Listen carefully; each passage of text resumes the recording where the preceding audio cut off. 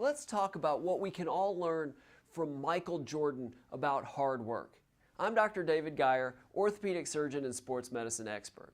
Now, there's so much we can learn from Michael Jordan, I don't even know where to start. But let's take Game 6 of his final appearance in the NBA Finals against the Utah Jazz, which brought him his 6th NBA championship. You may remember that as the game where he had the flu.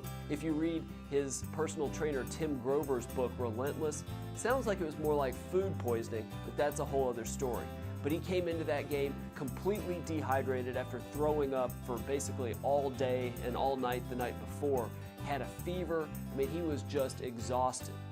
Toward the end of the game, he makes a steal. He brings the ball up for the last time. Chance to win the game. Grover's watching the play. He watches it unfold. He sees Jordan basically bring the ball up court. He knows he's going to take a shot with enough time left that the team could potentially get a rebound if it doesn't go in so that they could still score. He sees Jordan elevate, and he knows it's going in before it even leaves Jordan's hands. Why? His elevation was perfect. His technique was perfect. And sure enough, it goes in, and the Bulls win their 6th NBA title. What made that remarkable was not the flu. I mean, that obviously is important. But it really shows better than anything how hard Jordan works. Grover talks about that play showing just how great Jordan was, because despite how tired he was, it's the end of the season, it's the end of the playoff run, it's the end of the game, his elevation is still perfect. His form is still perfect. Why?